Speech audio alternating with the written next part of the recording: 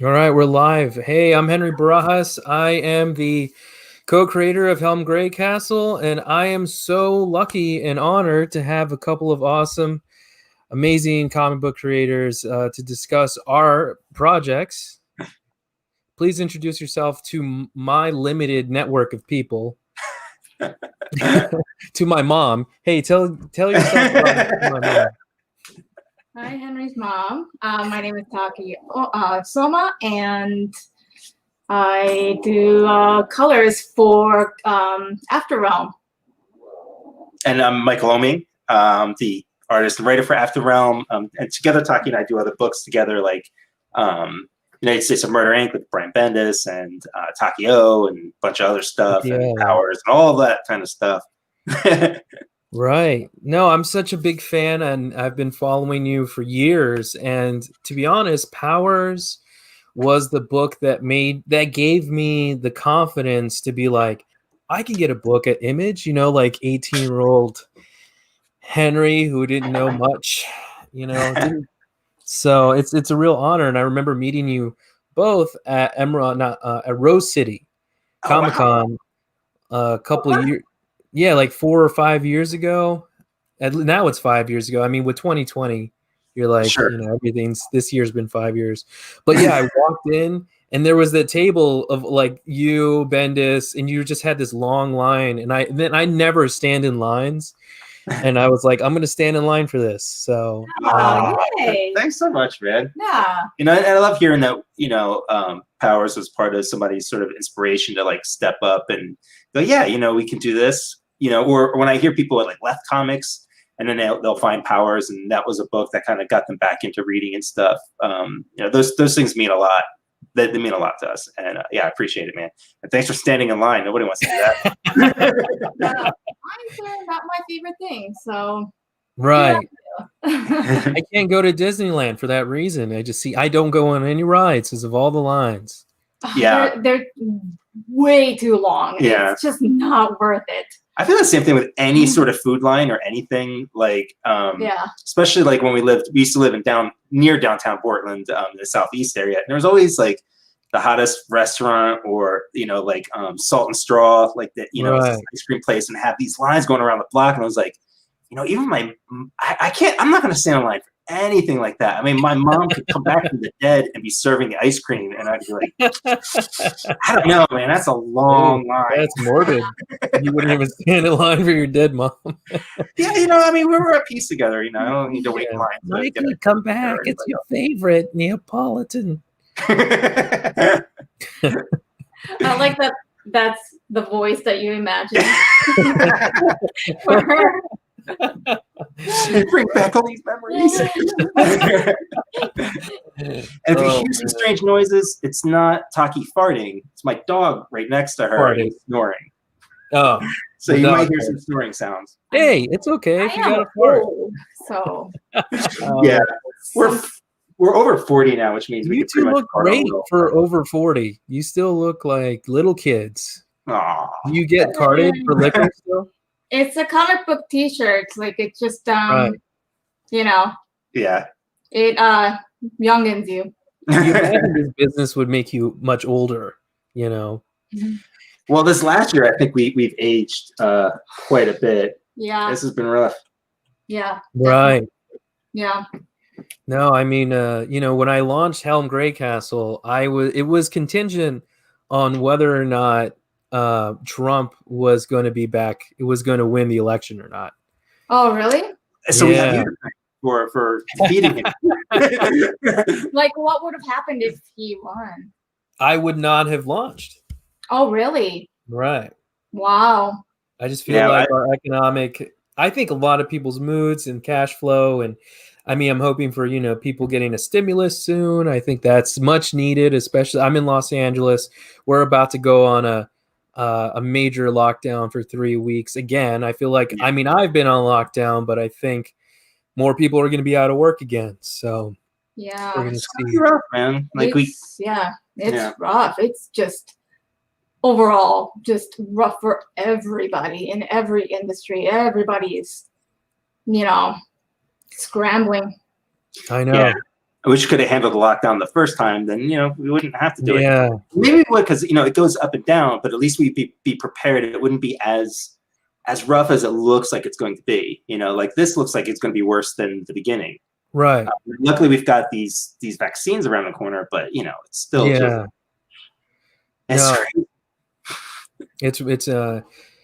it's definitely rough. But let's talk about a little bit something else. You know,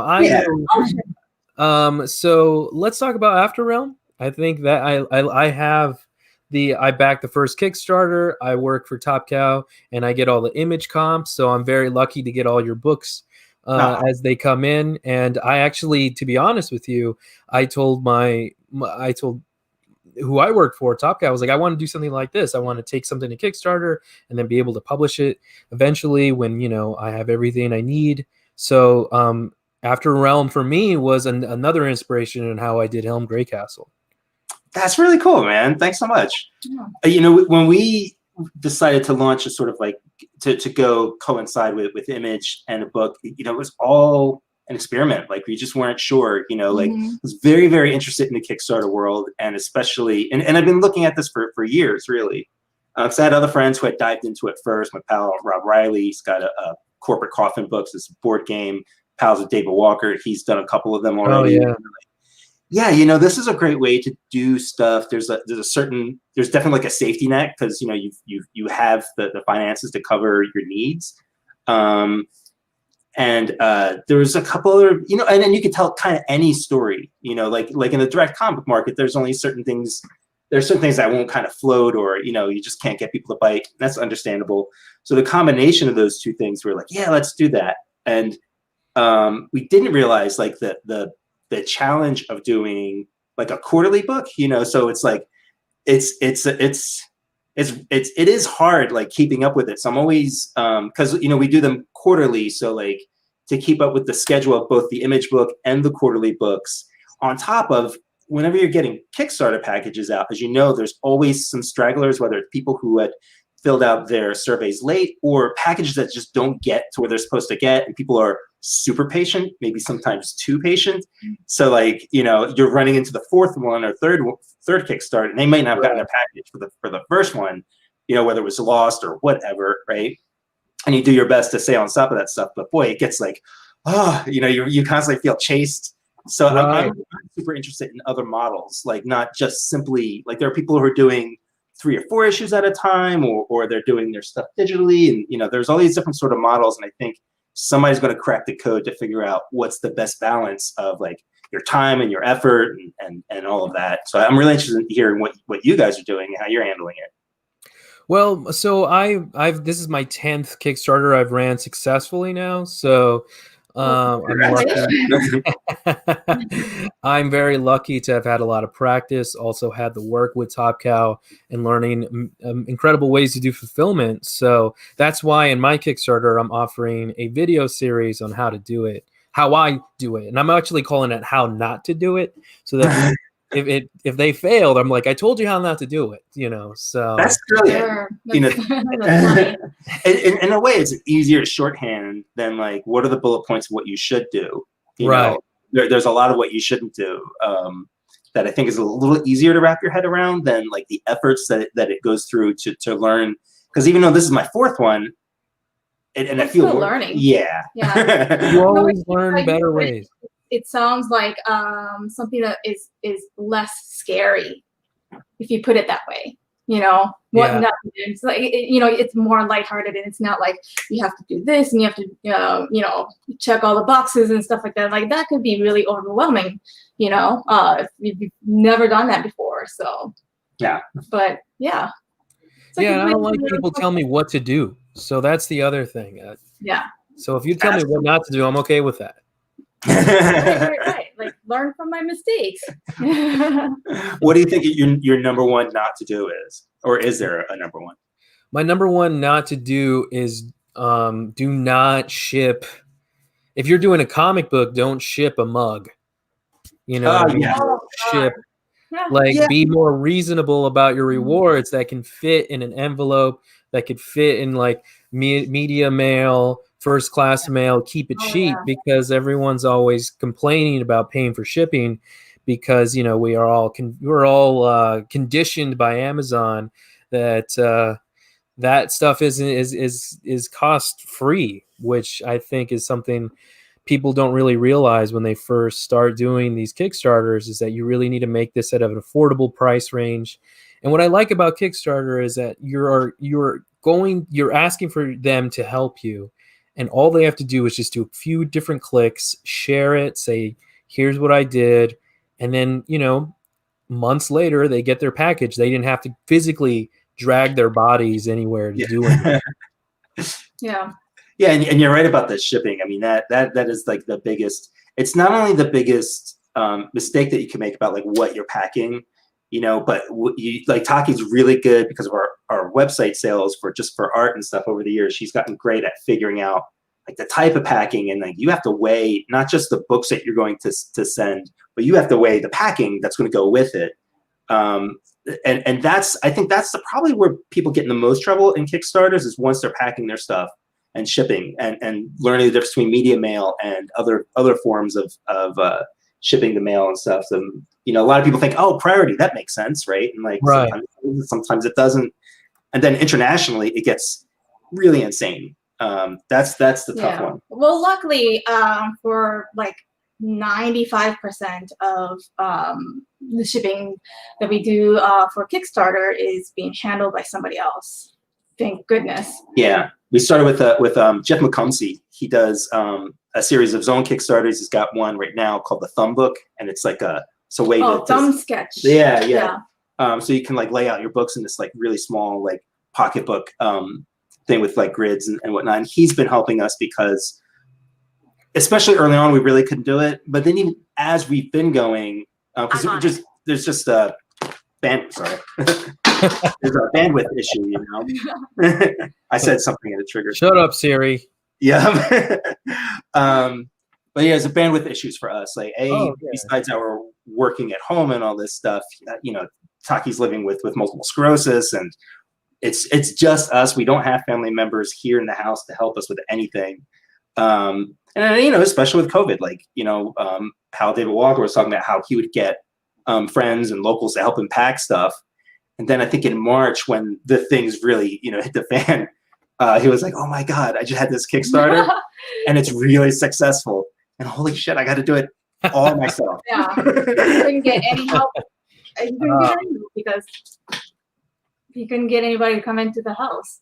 Yeah. I had to move in March, so I had to move by myself. I had to get a U-Haul. God. And I don't know if you can see how many books I have behind me, but I also have books in my closet that I need to get a second shelf for. So it was pretty stressful. So my heart goes out to David, and he's actually one of the last people I saw. I did a convention in San Francisco called BCAF, the Black and Brown Comics Fest, that happens on Martin Luther King Day in San Francisco. So shout out to David Walker and that Eisner Award-winning amazing writer. I've actually, when I was a kid, I saw a video about how cool Portland was and how much comics were there. And when I was like 16, 17 years old, I always dreamed of moving to Portland. And I never did. I'm stuck in LA at the moment, which isn't a bad place to be. We're all kind of stuck. Right. Yeah. What so like you said, you have a workload. I see you posting some art for Powers, the the mood piece. That was really cool. What else are you two working on at the moment? Oh, can you talk about it, or is it all under NDA? Yeah, I'm working on a comic right now. I'm writing, drawing, coloring, and lettering, all of it. So that's really fun. I think I know who the publisher is going to be, but I haven't nailed it down yet. So I'm working on that and just constantly creating content. Like I'm writing a comic right now. We're probably gonna start writing like a movie of sorts. Yeah. Maybe, I don't know. We're just creating content like crazy. Yeah, what's interesting is one of the projects she's talking about. We always work together in a bunch of different ways, but this project is the first thing that she's going to just be straight writing, and I'll just be drawing. That's great. That's so exciting.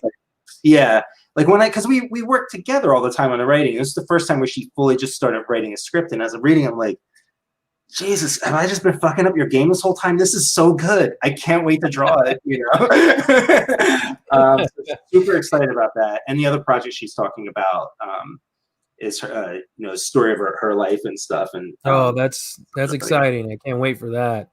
Yeah. I mean, we're in this pandemic age, and I'm sure getting medical assistance and seeing your doctor regularly has made that really difficult. So I'm sorry about that. Yeah, it's fun. It's a thing. Yeah, and then we're also working with another creator, which we can't really talk about yet because it's, we're making the work first, and then we'll announce it after.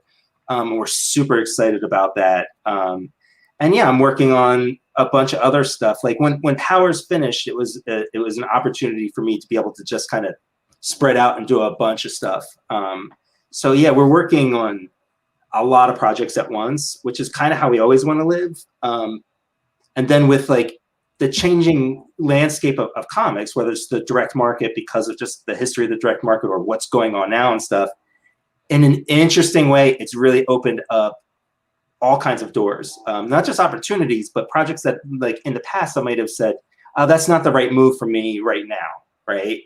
But now because like the sort of rules have changed and the landscape's changed, it's like, oh no, this is interesting. Now I can do these other things that I would have thought like, oh, well, I really need to be in this space all the time. It's kind of hard to explain without saying what projects are, but it's been interesting. So no, that's cool. And hey, maybe one day when you're find a gap in your schedule, we can do a Helm Grey Castle and After Realm crossover. Hell yeah, man. That'd be so cool. Well, my hope, I mean, this is one of the great reasons that we're here is this is the first time with this Kickstarter that I've started reaching out to other Kickstarter creators, and other Kickstarter creators started reaching out to us. Right now, it was largely you and Kat. I'm blanking on her last name because I'm horrible, but her Kickstarter is like Father Like Daughter. She just reached out and was like, I forget exactly. I think we're just talking about like cross promotion. I was like, oh yeah, great. And then as I looked more at her stuff and I saw the quality of it, I was like, well, why don't? And I was talking to you at the same time. I was like, well, why don't we try something different? Like instead of saying, I didn't know I was the other girl, Mike. I'm only monogamous in this relationship. Everything else. Oh, everything. Okay, good to know. So yeah, doing these like crossover pinups and going like, well, what will this look like to lean on each other in a different way? Yeah. So that's exciting, and being here and talking to you now is exciting. And we're talking about like crossover stuff. The next issue of After Realm will be the one that kind of wraps up my main story that really sets up sort of the world and who the future villains will be and what the future conflicts will be. And I really want to get into a place where I can do more self-contained stories. Like after issue 5, it'll go into graphic novels, which I have like 3 or 4 standalone stories that are kind of threaded with these other things. So there'll be plenty of opportunities to do something cool, like, the Grey Castle crossover. That sounds like fun. No, definitely. It's it's one of those things where I get a lot of messages on Kickstarter, and when I saw it from you, I was like, this must be a spam bot. This can't be really Michael Oeming. This is this is, I think we were talking a little bit before we were on air that Kickstarter is this great equalizer. Like it's a whole new crowd, and it's great that I have a built-in audience that's very, very helpful for me. But the audience on Kickstarter is so much larger and generally doesn't care about what my professional background was, and I mean that in a good way. Yeah, they're different than your the audience that we were used to. These are new people. Yeah. So like it's fun when people are like, oh, well, that's crazy. Mike reached out. Why is he doing that? But to me, it's the other way. Like I'm looking at you guys, and like I need to learn from your experiences. I need to learn from like the worlds that you guys have set up and what has worked for you guys and what hasn't.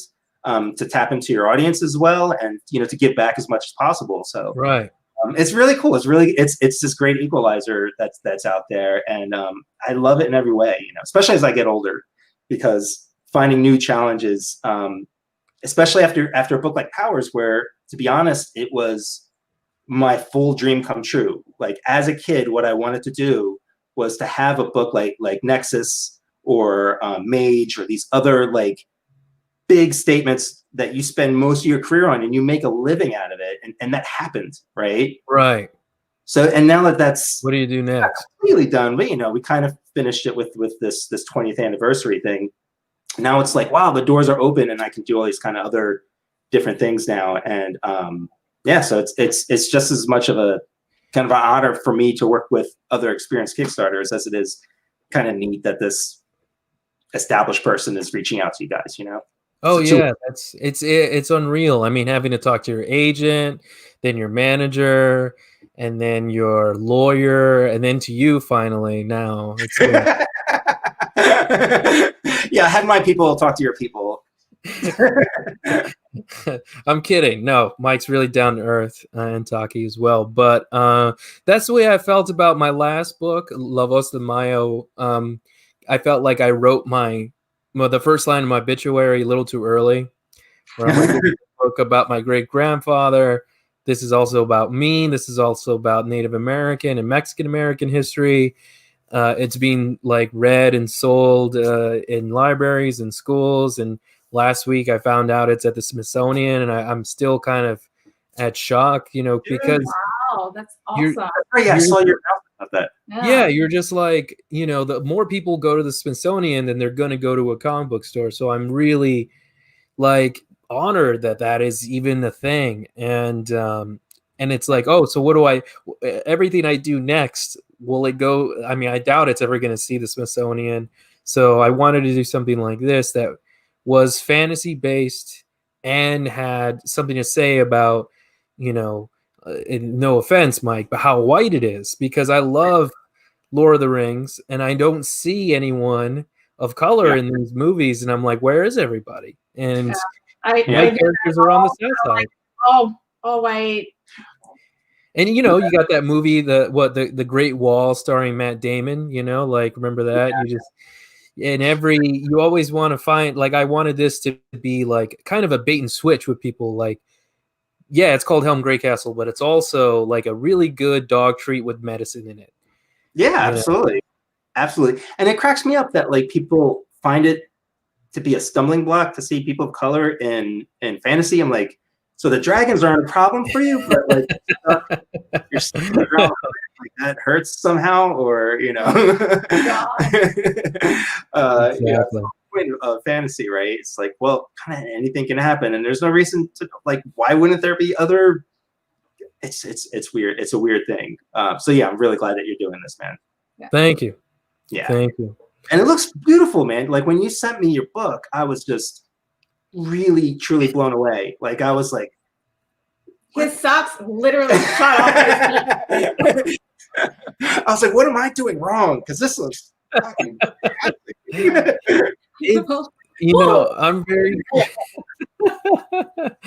very grateful. Brian Valenza, the colorist, reached out to me last January and was like, I want to do original work. Like, he'd been doing stuff at Lion Forge and at Top Cow. And I asked, well, what do you want to do? And he said, do you have any ideas? And I said, I'm full of it. And let me send you some stuff. And then he put Ramat Handoko on this book. And I'm like, I couldn't believe what I was seeing. I just was so excited. And then he did his thing with his colors. And I'm so thrilled to work with Gabby Downey. We also have Tristan J. Tarwater, who's doing a one-shot game that's in the world that our characters live in. So I want this to also be something that someone looks back to, like they get the comic, they have to use the comic to read the game and be able to make it more of like a more than just a read and sit down, but something that you can come back to. So that's why I really appreciate the artifact. I was like looking at art. That's awesome. Yeah, it's immersive. I like it. Yeah. And another thing I want to give you your art team a compliment on is the pencil. It looks like they're shooting from pencils. Yeah. Coloring. you know, it's so hit and miss, and you guys are doing it not only the right way, but especially in a fantasy book, it's an aesthetic that I've seen. And actually, when I read Sonya way back in the day, I believe it was Mel Ruby was the artist, and he, you know, we shot from his pencils, and it looked really good. And I've seen other examples of that where it doesn't quite work, and like a combination doing it in fantasy and then whatever the technical aspects that your team is putting this together in, like it really sings, man. Like it's you know how it is. You know, I'm so glad you'll be able to speak to this on an artistic level, because I'm going at this, you know, I'm just in shock and awe and very excited of what they're doing. And yeah, when they told me we're going from pencils, and I was kind of froze. I was like, "Are you sure you don't want to like make it a little older?" And they're like, "No, this is pencils." And I was like, "You're the boss, I guess. Here's your money." You know what they're doing. It totally works. It's a beautiful looking book, man. Yeah, it really is. Thank you. And that's impressive. I haven't read your other books yet, but I want to grab those as well, because again, those also look beautiful. And thank you. You know, and again, with Kickstarter, you just get this sort of wider pool of material and people to read from. Right. Yeah. No, it's I back a lot of Kickstarters, and then I get a lot of, you know, digital files and books in the mail, and I feel like I'm doing more crowdfunding buying than I am doing you know, comic book floppy buying, but I am doing a lot of graphic novel buying and library support. So, you know, I'm just really excited to do what I can, as much as I can, during this you know, pandemic year where I'm making less money not being on the road. Yeah. Yeah, and I've definitely been reading mostly Kickstarter stuff lately, because again, it's just, it comes to your door one way or the other, whether it's coming through your computer or it's physically mailed to you. You know, with the pandemic, and like, you know, because of like medication that Taki's on, her immune system is compromised, so we have to be extra careful no matter what. You know, even without, you have to be careful. So I'm not getting out to the stores to pick up books and stuff. And recently started, like, there was a couple of books I really want that I missed, and I don't know how to get them. Well, you are in a very cool city with, you know, a lot of cool bookstores, you know, Excalibur and books. I mean, that's the only way I can get them, is to visit a bookstore. But I'm trying to just not go out if you know, places, if I don't need to. Yeah. You know, well, hopefully they can you know, mail it, because a lot of I know I can ask a retailer, but like if I want to play the game right, like a normal comic book reader, and you think about that process is to order a comic, and that's what I'm trying to say in the long run. Like, right. Yeah, I wish you could just order straight from the companies and stuff. You know, it's tricky, you know, and it's just easier to say, people, like, you want a copy of this book, you go through Kickstarter, you can get it from me, and Exactly. Well, I didn't want to take up too much of your time. I try to keep these interviews a little bit short. So, do you want? Let's sell After Realm. What are the people gonna get when they back this new Kickstarter from you? Oh, I should have thought about that. This time, you know, what's interesting is instead of adding new stretch or goals and stuff, or new stickers, so we have some stickers and posters and stuff. Kickstarter now has an add-on section, so you make your main tier backing, and as you're checking out, there's a little extra store where you can individually get stuff. The add-ons, add-ons, that's brand new to us. So you didn't use CrowdOx or BackerKit before? No, because we had help with a friend. Okay. Until recently, like, we just didn't do that. So now you can get, like, there's a Powers sticker sheet. So that's in the add-on section. You can get one of those. You can get the posters that we've made in the past. And the main reward tier is one of the ways I'm hitting my financial goals, is by selling original art. So you can only get After Realm artwork through the Kickstarter. Right. For fun stuff, there's a bunch of stickers. We've got posters. One of the posters is like a one-page story poster, which was like a fun stretch goal last time, and other stickers. And there's like a vault section, which we call. So I have so you'll get like 5 random books that are signed by me. So it's either like from Dick Tracy and Powers and that kind of stuff. So we try to keep it simple, but we're having a lot of fun. And I think the add-on section is going to be really interesting for people because you can customize what you want rather than us creating like so many tiers that, you know, you're just like confused. Like, well, I don't know what I want anymore. Yeah, no, definitely. I think that's really important for people that, you know, it depends on what kind of budget, and, you know, making rewards that, you know, that you can customize. And I think that's a smart thing for Kickstarter, because CrowdOx and BackerKit has made it so that you can make exponentially more money by adding original art, other, you know, 1 through 3 of After Realm, you know, and other, you know, trinkets and stuff. So, and I think sort of our big draw right now is we have a cover, an alternate cover by Elsa Chartier. Actually, I've got her sketchbook. However you say that name. Elsa is amazing.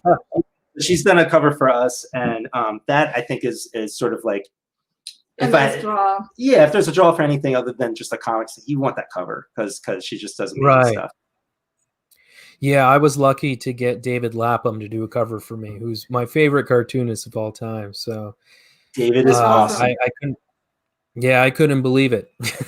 Yeah, and I also admire his game too. Like he's really, you know, we're starting to learn to lean more on our website and to sell content directly to people, and he's been ahead of that for a while. And there's another guy that I look at and I go, what is he doing, and how can I do that? And you know, he's a smart dude and a great artist. No, definitely. Yeah, definitely. Well, I think that's good for us. Unless you have anything else to say, unless you have any more questions for me. Just any burning questions. Thank you for having me on here. Thanks for sharing your materials with us and stuff. And, you know, all the dumb follow-up questions I have about Kickstarter and advice that I'm sure are to come. Yeah, please. My inbox is open to you. Thank you so much both for doing this, and I really hope everyone watching checks out the After Realm #4 and Helm Great Castle on Kickstarter right now. Awesome. Yay. Thanks, buddy. Thanks, Henry. Thank you so much. All right, bye.